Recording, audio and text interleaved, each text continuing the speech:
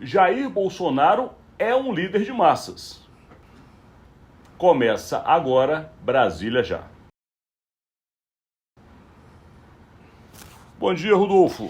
Tudo bem, Alexandre? Tudo bem, pessoal? Bom dia, amigas, amigos. Iniciando mais uma semana, de um final de semana importante do ponto de vista político, né? Nós falamos muito na semana passada e até, no meu caso, especialmente, viu, Rodolfo Lago? Eu tenho que falar para quem está do outro lado, fui surpreendido, porque de fato eu imaginava que o ato da Avenida Paulista, convocado pelo ex-presidente Jair Bolsonaro e que aconteceu na tarde de ontem, teria gente, mas não imaginava que fossem tantas pessoas. E também apoios políticos. Portanto, iniciamos este conteúdo dizendo exatamente a frase: Jair Bolsonaro é um líder de massa. Por quê? Porque, de fato, ele consegue levar a gente para a rua. E quem leva a gente para a rua também consegue transferir voto. E a grande prova é que, apesar de algumas defecções, vamos dizer assim, havia governadores, o prefeito de São Paulo, que imaginava-se que chegaria mudo e sairia calado, discursou, colocou inclusive para Bolsonaro uma espécie de gratidão dele ser o prefeito da capital. Enfim, o mundo político ficou mexido. Bolsonaro ainda está no jogo, Rodolfo. Ainda está no jogo, né? Realmente a gente precisa reconhecer isso. A gente falava aqui alguns conteúdos atrás que o Brasil hoje tem dois líderes de massa, né? Um à esquerda, que é o presidente Luiz Inácio Lula da Silva, e o outro à direita, que é o ex-presidente Jair Bolsonaro. Os dois têm uma enorme capacidade de arregimentação de pessoas e são os únicos dois líderes políticos brasileiros que de fato têm essa capacidade, né? Bolsonaro demonstrou que ainda tem essa capacidade. Ele levou milhares de pessoas às ruas de São Paulo, da Avenida Paulista, no domingo. O que isso significa? Como bem disse o Alexandre, o Bolsonaro hoje está inelegível, né, condenado aí pelo Tribunal Superior Eleitoral. Isso mostra que ele tem uma capacidade grande de influência no jogo. Quer dizer, Bolsonaro ainda pode funcionar bem como cabo eleitoral dessas eleições municipais desse ano.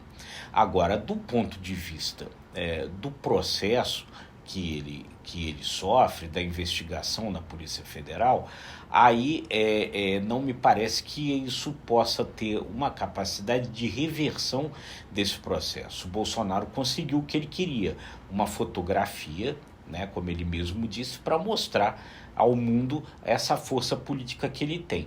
Agora, a investigação, ela deve seguir assim mesmo. E aí, nesse ponto, há uma coisa, Alexandre, que depois eu queria pontuar um pouco mais. Vamos pontuar agora, Rodolfo, porque de fato você toca num ponto que é o que iniciou o processo dessa convocação ao ato público feito por Jair Bolsonaro. Ele precisava demonstrar força.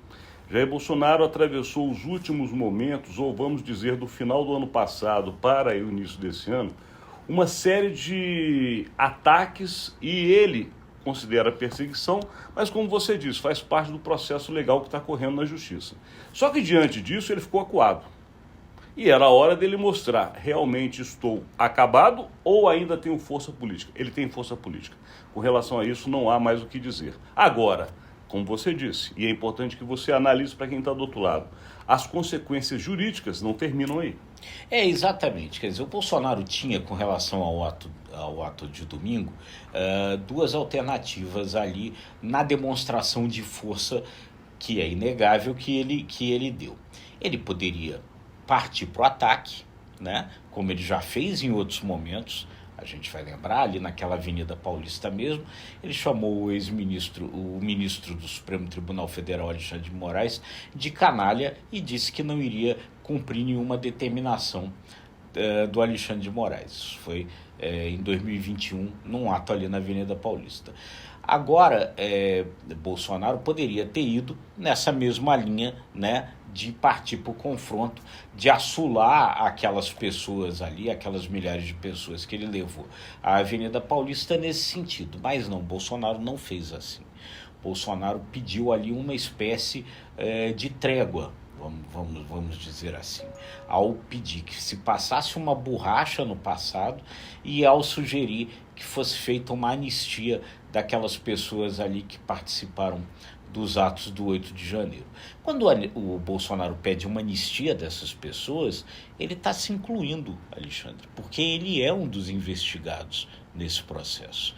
Então, na verdade, na minha avaliação, nesse ponto, o Bolsonaro ali tenta fazer, dar essa demonstração de força política que ele tem para tentar talvez negociar ali politicamente com quem o está investigando uma possibilidade de trégua.